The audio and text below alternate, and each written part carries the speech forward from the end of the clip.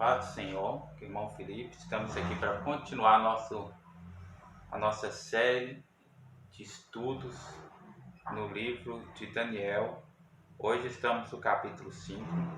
Este é o penúltimo capítulo da narrativa histórica do livro de Daniel. A partir do capítulo 7 estaremos entrando nas narrativas apocalípticas do livro de Daniel, ok? O capítulo 5 ele dá um salto na história.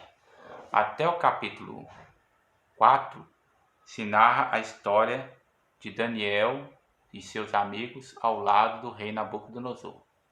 A partir do capítulo 6 se narra a história do último rei de Babilônia, que é Belsazar. Belsazar é neto de Nabucodonosor e tem uma certa história entre o reinado de Belsazar e o reinado de Nabucodonosor. Porque eu falo, ele não é o sucessor seguido, ou seja, ele não foi morrendo Nabucodonosor e ele já entrando no trono. Ele não sucedeu Nabucodonosor de forma imediata, mas ele, na verdade, é o quarto na linhagem, né? O quarto e o terceiro ao reinar, co-reinar, né? A palavra co que significa igual e, né? Co-reinar, co-reger o reino de Babilônia juntamente com seu pai. E quando seu pai morresse, ele continuaria reinando, né? Mas o que aconteceu? E é isso que nós vamos fazer um breve comentário aqui, amém? Então, voltando à narrativa, assim que Nabucodonosor morre, Amel-Marduk, ou Evil-Merodach, né? Você vê a narração bíblica dele em 2 6, capítulo 25, versículo 27 a 30, ou Jeremias 52, 31 a 34, que é a mesma narração. Parece que um dos escritores pegou emprestado do outro, né?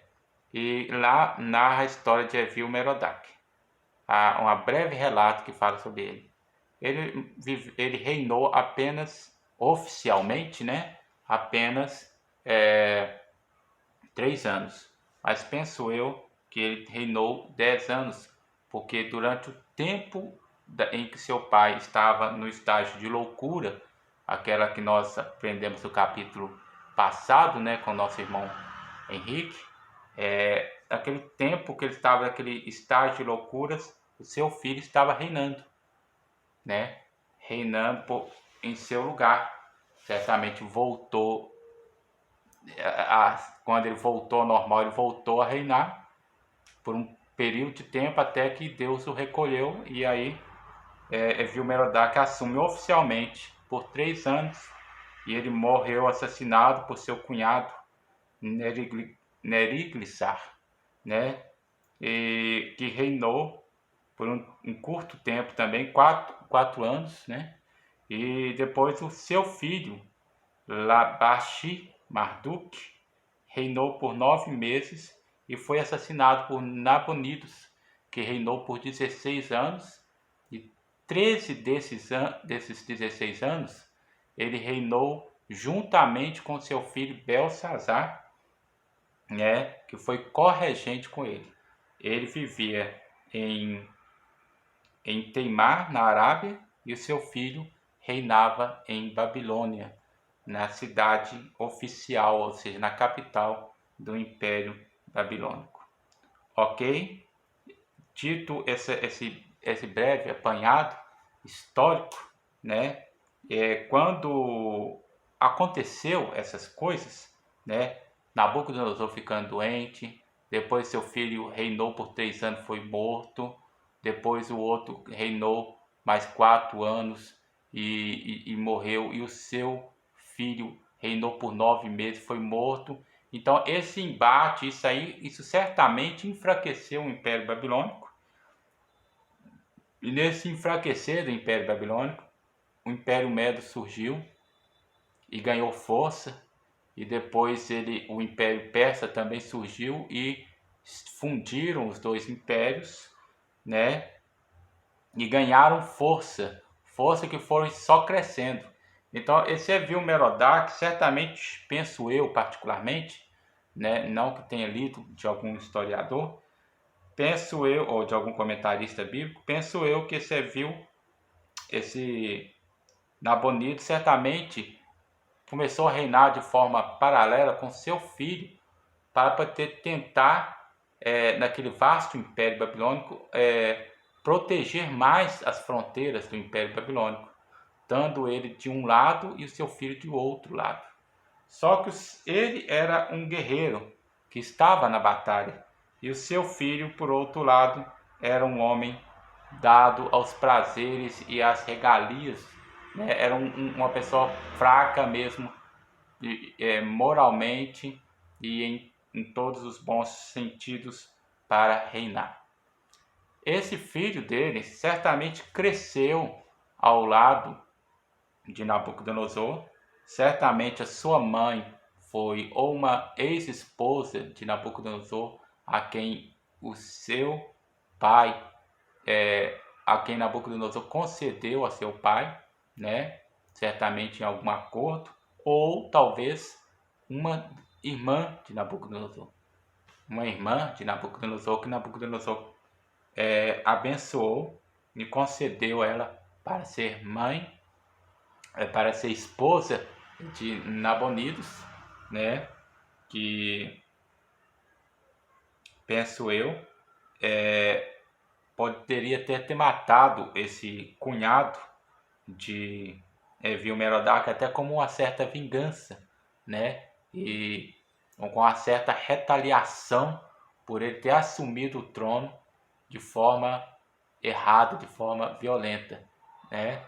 Você vê que o reinado dele, desse Neriglissar, foi um reinado curto, mesmo que ele não se fala da forma como ele morreu, certamente não assassinado, mas o seu filho entrou no lugar, ou seja, ele tentou criar uma nova linhagem real.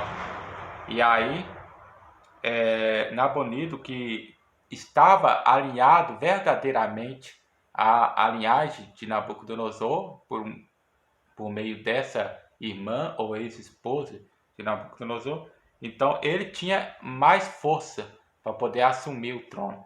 E você vê que o reinado dele foi um reinado mais longo. Ele reinou 16 anos.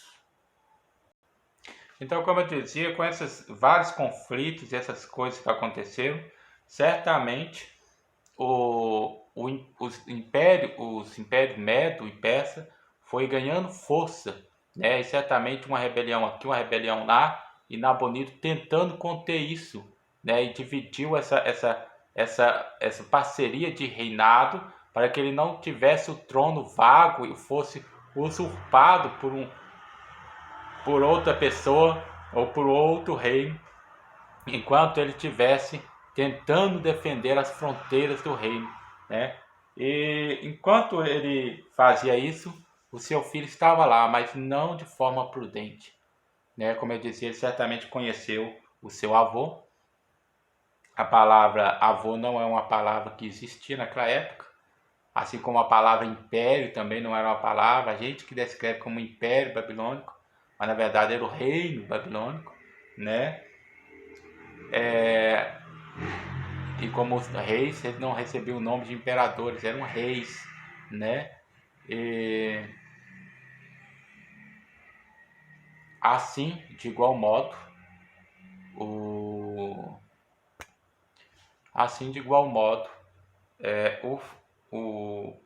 não também tinha a palavra avô. Então a palavra pai, ou antecessor, ou antepassado, era a palavra que se aplicava tanto para o pai, quanto para o vô, quanto para o bisavô, né? Quanto para o tataravô.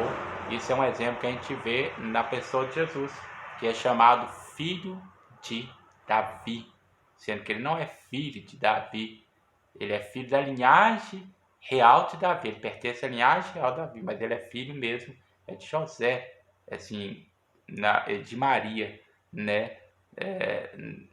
Ok? Vamos entender, né? É claro que não era filho de José geneticamente, mas de Maria, sim. Ok? A qual também pertence à linhagem de Davi. Ela também pertence à linhagem de Davi, segundo os estudiosos. Ok? Então vamos lá. Então Belsazar, no último dia, quando seu pai foi vencido no campo de batalha, não sei se ele estava ciente disso, ele reúne todos os seus nobres, né, que estavam ali com ele em Babilônia e faz um grande banquete. E eu não sei qual era a intenção. Penso eu que a intenção dele era fazer uma evocação das entidades as quais ele adorava, aos deuses pagãos, para ver se eles lhe davam a vitória. Ele tinha uma certa esperança de que ele ainda continuaria reinando, visto que quando o Deus veio e trouxe aquela visão para ele e para os seus, a visão do dedo, ele ainda ele ainda prometeu um terceiro governo, um poder para aquela pessoa que desse a interpretação, como se ele fosse o terceiro em poder no reino, ou seja, abaixo dele e abaixo de seu pai. Ou seja, ele nem sabia, penso eu, posso estar equivocado, que seu pai já havia caído em batalha. Ou seja, ele estava ali totalmente cegado, né? As oportunidades que Deus deu a Belsazar foram muitas para conhecer verdadeiramente quem era Deus. Ele nasceu ali na corte real. Ele estava ali, criança, correndo de um lado para o outro, vendo a Daniel, vendo a Sadraque, Mesaque e Abednego, vendo os sonhos de seu antepassado, de seu avô, Nabucodonosor, vendo a reação, vendo o que Deus fez, vendo a loucura que acometeu Nabucodonosor e vendo como Deus o resgatou e como ele se converteu poderosamente a Deus. Então ele via a ação de Deus, ele sabia que todas aquelas entidades que ele adorava, que a sua mãe adorava, que o seu pai adorava, eram mentiras, eram vaidades, não tinham poder nenhum. Ele sabia que aqueles magos a qual ele chamou primeiro eram pessoas que não podiam nada, porque eles nunca puderam, a sabedoria deles era muito limitada, nem se poderia dizer que eles teriam algum tipo de sabedoria. Ele sabia disso e, no entanto, ele preferiu, ele ignorou e continuou com a sua vida arregalada, a sua vida prostituída, a sua vida cheia de idolatrias, cheia de superstições, não se voltou para o Deus a qual passou a ser o Deus do seu avô, né, ao Altíssimo, né? Não se voltou para o Altíssimo e ele perdeu muitas oportunidades de se converter verdadeiramente a Deus. Você, meu amado que está me ouvindo, você que é jovem, você que é adolescente, você que é um adulto, você que está ouvindo e assistindo este vídeo, Deus tem te dado muitas oportunidades, seja através da pregação da palavra, num culto, num vídeo como esse, numa exposição de um hino, de uma mensagem, talvez um pequeno trecho escrito numa foto de WhatsApp, de Facebook, de Instagram, que você vê, onde você passa correndo assim, ó, aí de repente alguém fala assim, Jesus te ama. Aí você naquele vídeo assim rápido que você passou assim com o dedinho, Muitas são as oportunidades. Você é cercado por pessoas que oram por você. Você vai para os caminhos das drogas, você vai para o caminho das bebedeiras, você vai para o caminho das farras, você vai para os caminhos das festas, você vai para o caminho do oba-oba. Mas você sabe que tem uma mãe que ora por você, que tem um pai que ora, que tem alguém que fala de Jesus, você sabe disso. Você tem muita oportunidade, você ignora as oportunidades. Uma pessoa que é muito repreendida, é muito exortado, quando ele cai para nunca mais se levantar. Saiba que hoje o Senhor te dá muitas oportunidades. Não seja como Belsazar, mas se arrependa. Você vê como Deus tinha um projeto sobre a vida de Nabucodonosor, de forma que Deus trabalhou muito na vida daquele homem, até que aquele homem veio a se converter. Certamente o que Deus fazia na vida de Nabucodonosor servia como espelho para todos os de Babilônia, para que eles pudessem ver através da vida de Nabucodonosor e se converter ao Senhor. Porque Deus não faz nada por fazer, não faz nada por vanglória. Tudo o que Deus faz é para uma glória superior e para que as pessoas se convertam e reconheçam e saibam quem Ele realmente é. E Belsazar perdeu a oportunidade. Não perca você a oportunidade. E naquele dia, o pecado de Belsazar chegou ao clímax. E que infelicidade! O pecado de Belsazar chegou ao clímax, justamente no pior dia, no dia onde todos os seus exércitos tinham caído, onde o general do seu exército e principal de seu reino, que era seu pai, tinha caído. Agora sim, ele era o quarto da linhagem depois de Nabucodonosor, porque seu pai já tinha ido. E aquela era a oportunidade dele lembrar de tudo que aconteceu e se voltar para Deus. Certamente o Senhor o pouparia. Talvez não porque era de Deus que o reino de Babilônia caísse, mas certamente talvez o rei Ciro poderia mantê-lo ali como um rei vassalo, ali governando ainda a Babilônia. Ainda manteria ele ali em Babilônia. Mas ele não se humilhou, pelo que ele perdeu aquele reino, e porque ele não se converteu, ele ainda perdeu o reino dos céus. Muita coisa você pode perder aqui, mas jamais você pode perder o reino dos céus. Jesus te chama hoje. Tome uma posição. Tome uma postura hoje. Hoje. Aleluia. Então, o pecado de Belsazar no dia da queda. Vamos lá. Havendo Belsazar provado o vinho, mandou trazer os utensílios de ouro e de prata que Nabucodonosor, seu pai, tinha tirado do templo que estava em Jerusalém, para que bebessem neles o rei, os seus grandes e as suas mulheres e suas concubinas. Havia dois pecados ali. Primeiramente, eles não estavam ali adorando a Deus. Eles estavam ali numa bebedeira, fazendo uma festa, não se humilhando.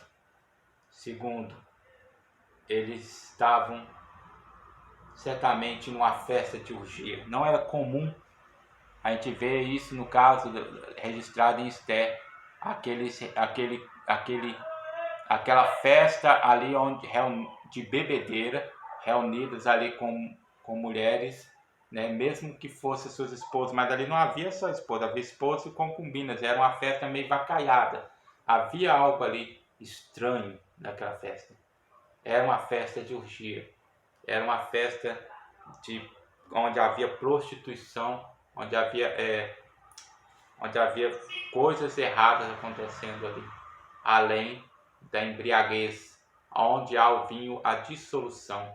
Note que o versículo diz assim, que ao ele provar o vinho, ele pediu para que se trouxesse os cálices, né, se trouxesse os utensílios de ouro, de prata, que eram do templo de Deus, coisa santa, né? Essa é o segundo pecado que ele cometeu.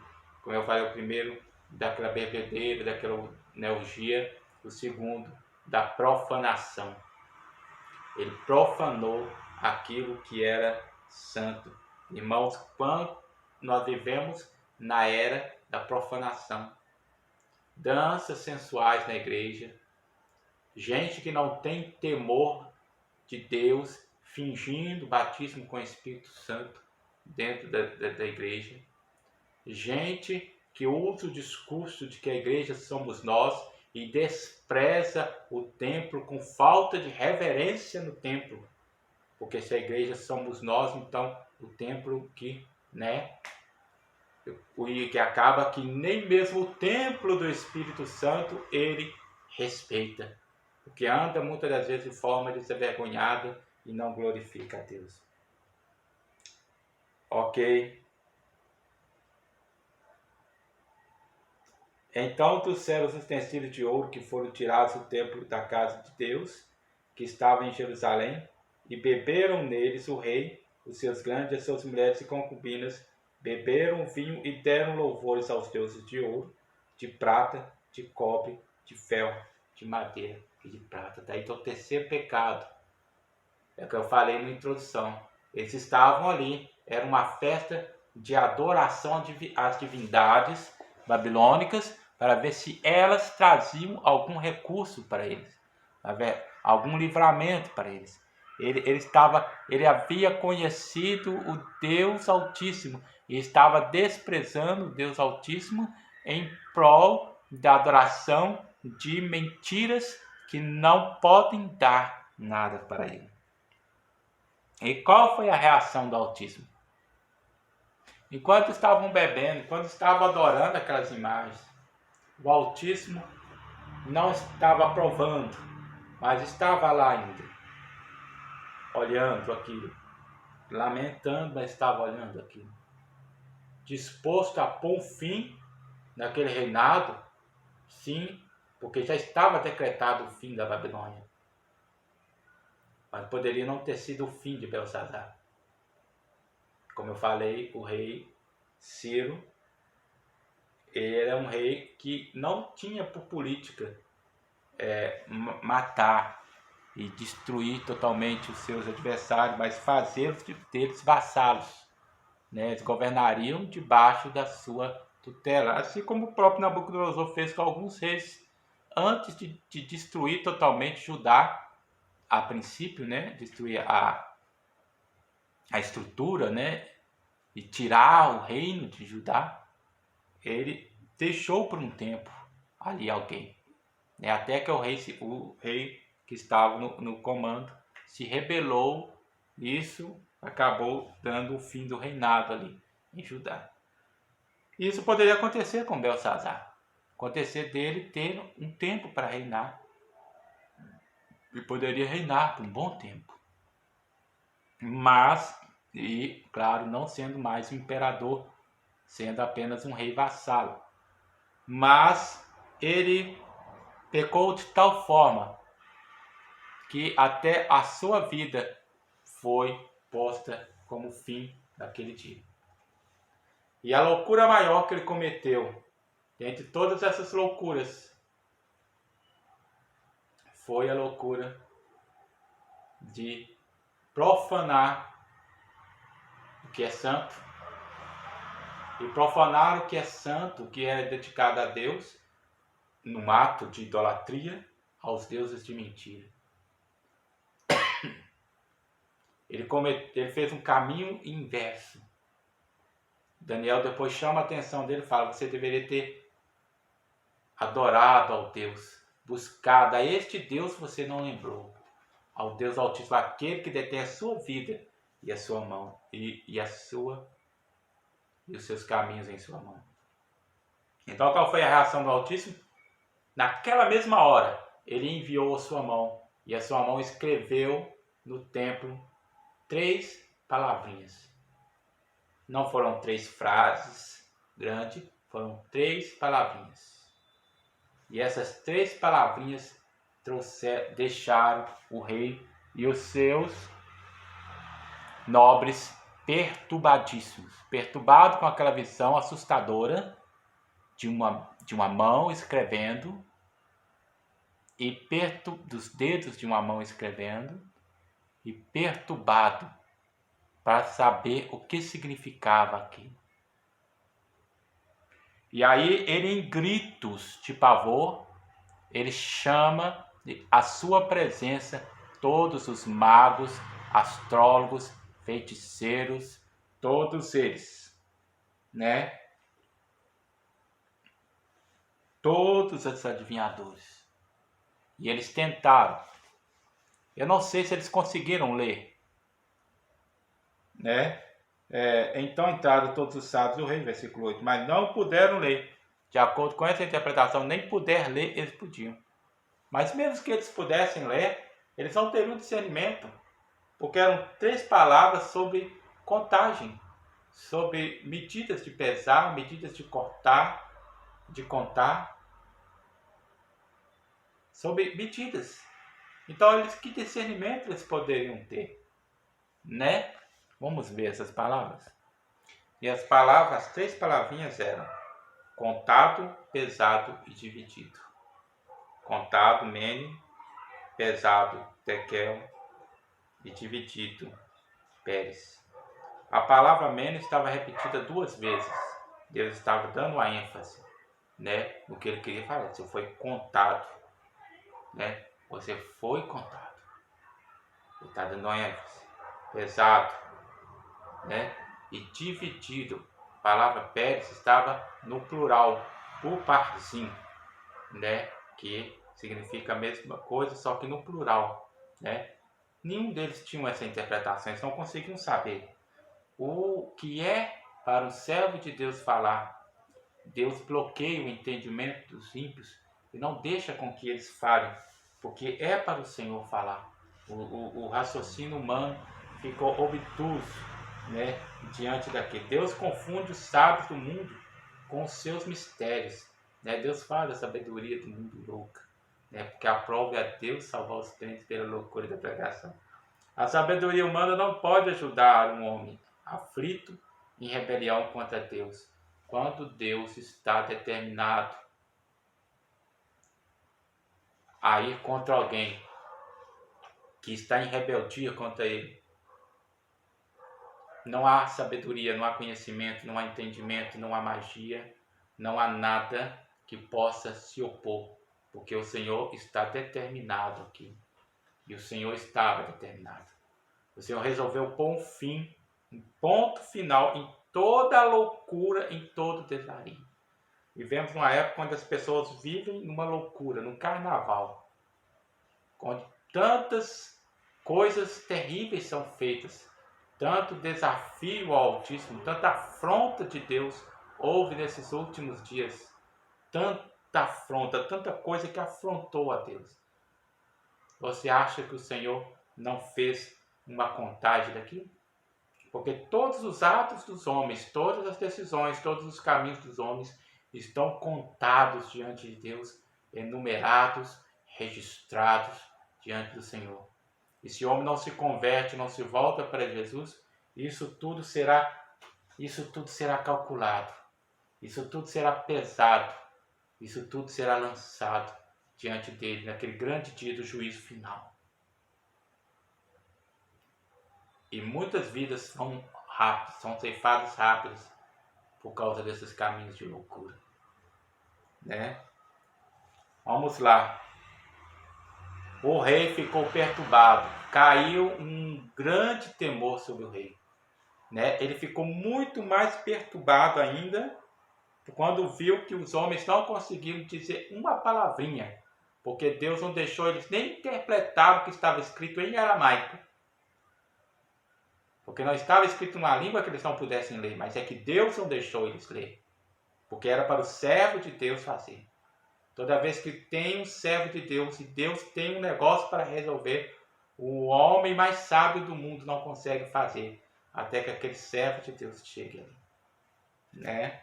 Como um exemplo que o pastor nosso contou na igreja, as pessoas tentavam expulsar o demônio e o demônio não saía de jeito nenhum.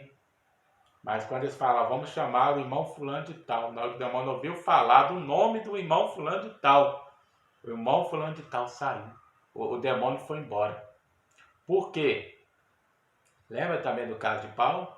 Eu conheço a Paulo. Jesus, eu sei quem é, eu conheço a Paulo, eu conheço Jesus, eu sei quem é Paulo. Mas e vocês? Ou seja, o demônio conhece aquela pessoa que está em comunhão com Deus. Ele sabe, né? A reação do Altíssimo diante da loucura humana. Quanta loucura humana, quanta coisa terrível o homem faz. Pense que está em branco diante de Deus? Não, não está. Então, o que acontece? Entra então essa mãe de Belsazar, esposa de Nabonido. E fala com ele, não fica perturbado não. Estava lá com o joelho batendo, né? Apavorado. Não fique perturbado. Existe alguém no teu reino, alguém que você não lembrou. Você chamou os magos, mas não chamou o chefe dos magos, o principal, o que é chefe de todos os sábios da Babilônia. Você não chamou ele. Ele, na época do seu pai, como eu disse, eles usavam a palavra pai para tudo, né? O seu pai, Nabucodonosor. Ele foi um homem usado por Deus naquela época. Ele não falava falando Deus, porque eles tinham uma visão pagã, né? Ele falava, ele tem o Espírito dos deuses santos, né? E era um homem excelente, é um homem que tinha sabedoria, nada escapava. Ele tinha discernimento, sabia discernir sonhos, enigmas, interpretação, dava interpretação do que ninguém sabia, nem tinha conhecimento daquilo. Como aconteceu com o sonho, que ele teve que falar qual que era o sonho, porque o rei não contou o sonho. Ele falou isso. E falou, então chama lá. E aí Daniel veio. Quando Daniel veio, a gente estava conversando com o irmão Henrique, aí nós fomos até chamados a atenção para isso, né? Fomos chamados para a atenção de que Daniel chegou e viu lá os vasos santos consagrados, as taças de ouro consagradas, os candelabros de ouro, tudo consagrado para Deus. Cheio de vinho profano.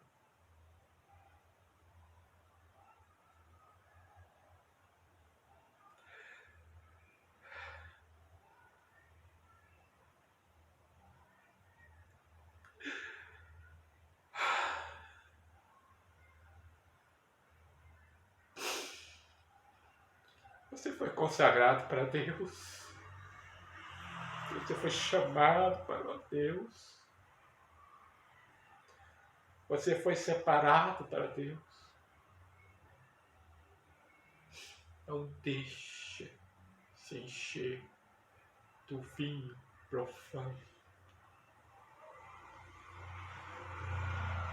Quando Daniel viu aquilo, a interpretação de Deus já veio na sua mente. É o juízo de Deus. Deus pôs um fim no seu reinado. O que os homens olharam na parede e não conseguiram nem ler. Ele não somente leu, mas para cada palavra que ele leu, ele deu uma frase, uma interpretação, uma escrita. Ele disse, mas antes dele falar aquilo, ele passou um sabão na cara daquele rei. E falou assim, você conheceu o testemunho do seu avô, Nabucodonosor. Ele, você que é descendente dele, você que é filho dele. Você conheceu o testemunho dele. Você sabe como aconteceu com ele, porque ele se orgulhou, ele se encheu de orgulho, ele se encheu de arrogância, e Deus, o Altíssimo, o humilhou e o fez comer grama. Então o que aconteceu? Aconteceu que ele teve que se reconhecer que o Altíssimo é que reina, e dá o reino a quem quer, e tira o reino de quem quer. Ele reina sobre os homens. Aleluia. E aí virou para Deus, você tinha que ter feito isso. Ao invés de ficar dando louvor a estes estátuas, a esses deuses mortos, você deveria ter reconhecido e buscado ao Altíssimo. Ele é que detém a sua vida e os seus caminhos na mão dele. Olha, jovem, olha, irmão, Deus é quem detém. Deus é quem detém o controle da sua vida. Deus é quem segura as suas mãos. Às vezes você se ocupa de tanto trabalho, se ocupa de estudos, você se ocupa de namoro, você se ocupa de tantas coisas, mas você não quer tirar um tempo para o Altíssimo. Você não quer tirar um tempo para dobrar os seus joelhos, para orar. Você não vem na igreja para comungar com Deus, comungar com os irmãos. A comunhão não se faz à distância, a comunhão não se faz por internet, a comunhão só se faz quando você chega na igreja e abraça o irmão e saúda ele com a paz do Senhor e canta hinos com ele e ouve a palavra juntamente com ele e ora com ele. É assim que se faz comunhão.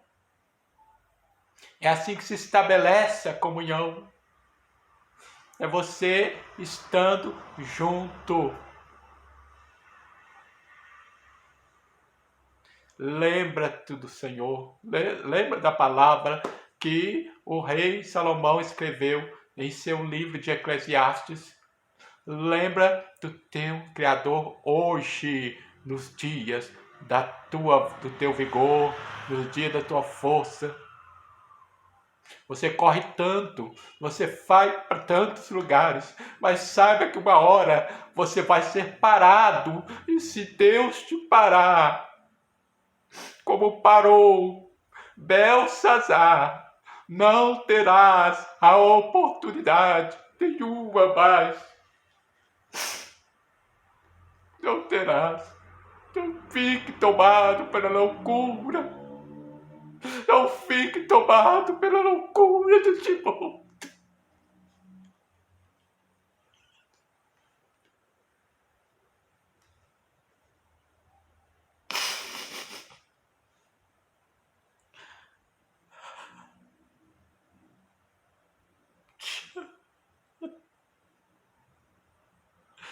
Não deixe a loucura deste mundo te dominar.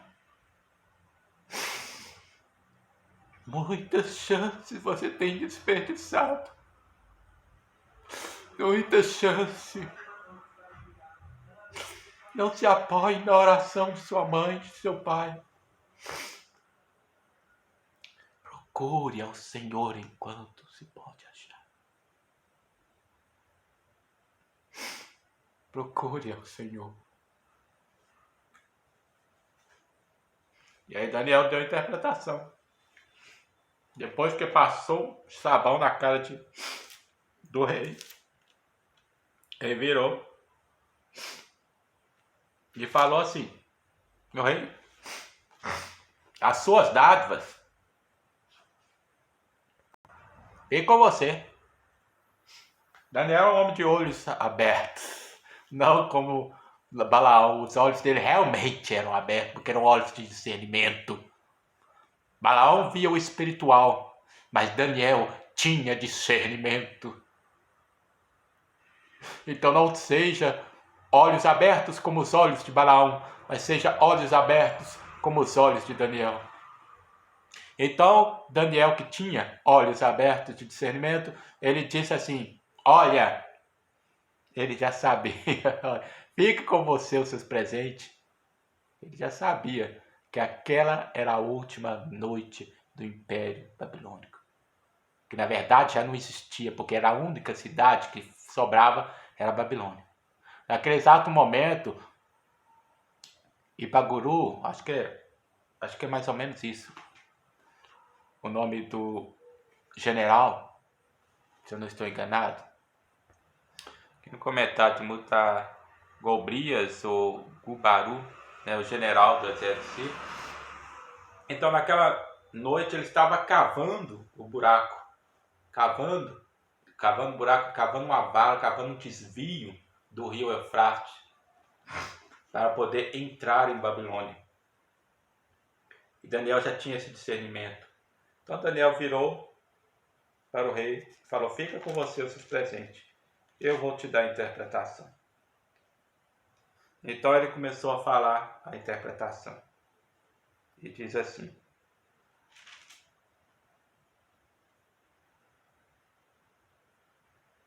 esta, pois, é a escritura que se escreveu: Mene, Mene, Tekel e Parsim ou Uparsim. Esta é a interpretação daqui. Mene, contou Deus o teu reino e o acabou. Tekel, pesado foste na balança e foste achado em falta. Note que Daniel primeiramente dá a interpretação, fala o que Deus fez e põe um ponto negativo no final. Olha, pesado foi, primeiro, esta interpretação, Mene, contou Deus o teu reino, contou Deus o teu reino, contou o tempo do seu reinado, depois resolveu pôr um final hoje, aí ele foi e falou, e acabou. Aí disse, Tekel, pesado fosse na balança, aí já dá o ponto negativo, e foste achado em falta. E ele vem e fala, Pérez, que no caso a escritura estava escrito o parzinho, que era o plural. Então ele logo teve o discernimento, que era plural, porque foi dividido.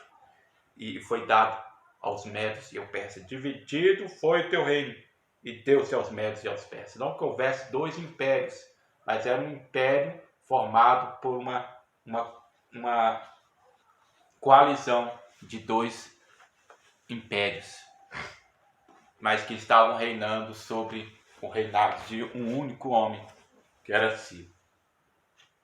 E foi o que aconteceu. Mesmo assim, ele ainda insistiu em vestir Daniel e dar glória a Daniel, glória, digo, humanamente falando, dar a Daniel o poderio como terceiro no reino, mas Daniel não, né?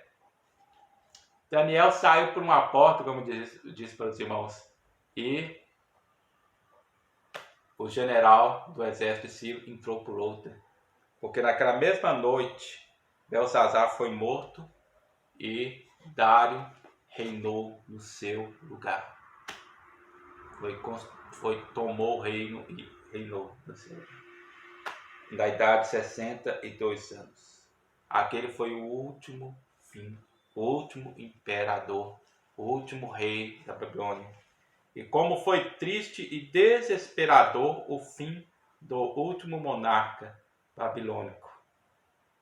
Pior ainda foi seu destino eterno, porque, diferente de seu avô, ele não poderá contemplar a cidade amada, feita para os salvos. Vinde benditos de meu Pai, possuir o reino que vos está preparado desde a fundação do mundo. O Senhor tem preparado um reino para você. Não faça como Belsazar. Não perca as oportunidades que Deus te dá para reconciliares com Ele.